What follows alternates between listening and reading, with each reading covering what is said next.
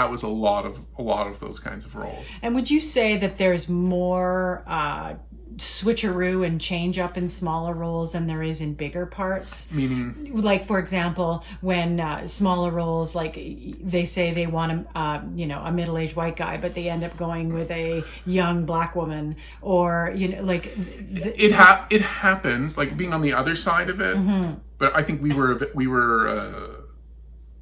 weren't the norm. We would tell casting, like, don't pay attention to the character description.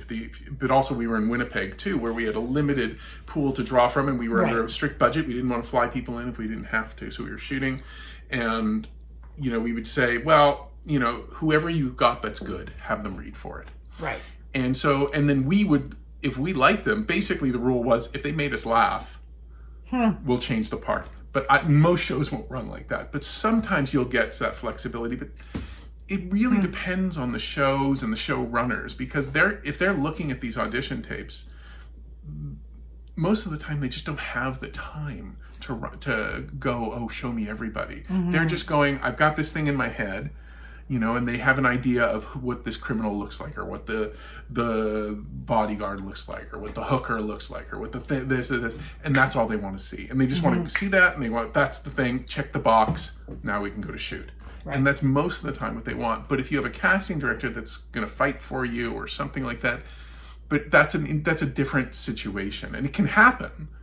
But it usually doesn't. It's not the norm, but it can happen. The best thing that can happen is you're brought in on a series for a day with an interesting character, and he's not killed immediately, and he's not sent to jail immediately, or something like that, and you make them laugh, or you do something that's interesting, and then you get a call 6 weeks later, they're shooting another episode, they want to use your character again. Mm-hmm. And then that's the best thing that can happen. And then suddenly you're a reoccurring character on a series.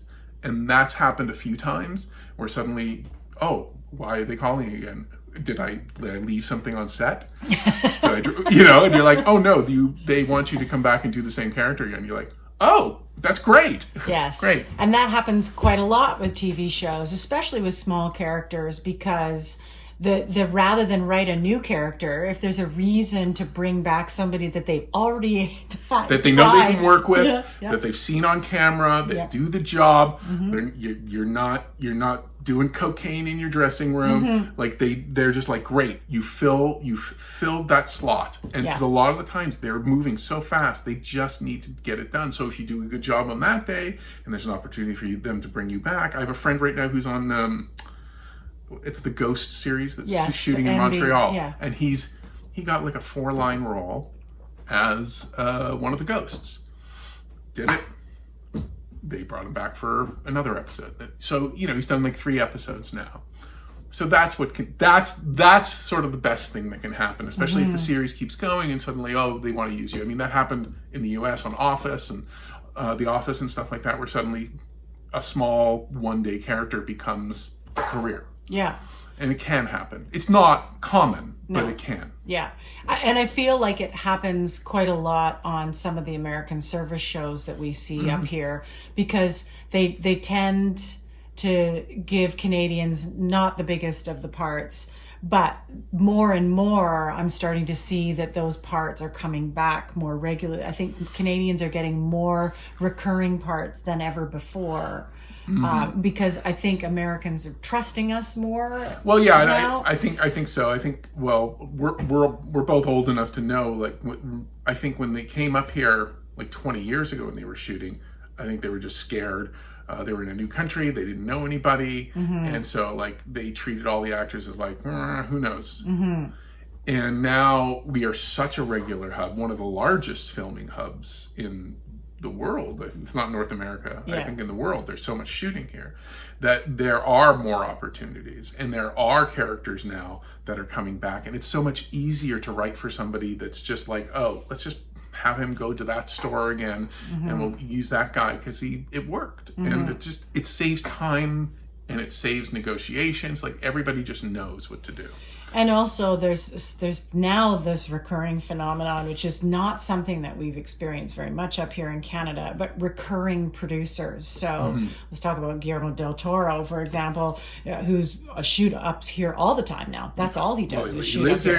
He's opening a studio in Hamilton. He's got he's got like 3 or 4 different things going, not to mention his own babies, his own little film projects. Yeah. But he's got animation, he's got all this stuff, and he shoots it all here. Yeah. So if he likes you, and he brings you in for other stuff. That's now, I did Shape of Water. I haven't booked anything else with Guillermo, but I've been brought in for 3 or 4 auditions. Right. Immediately afterwards, and right after I did Shape of Water, I did The Strain, and I know that was like, oh, let's give him that. Right.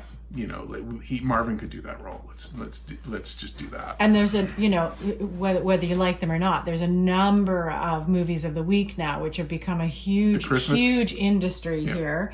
The Christmas ones, the holiday ones, and those producers who are making 10 films sometimes a year are always looking for people they can trust. I'm on a movie right now where literally they switched the queen to a king. Yep. And the number 2 on the movie said, I worked with a king last year. He'd be great. That's how he got the job. Like, literally, that's how he got the job. And that's a product of how much is happening right now, that there's so much cross-pollination between all of these productions. Yeah. Because there are so many of those holiday, movie of the week, Lifetime things that are being shot right now. And you were right. Like, what is it? Would you say 10 a year? Like, there are guys like producing and writing these things. They're 22-day shoots, 18-day shoots, and they're shooting these things off, bang, bang, bang, bang, bang. And honestly, it's, time is money is the cliche, but for film it is, and they're just trying to save time, and they're like, that guy can do it.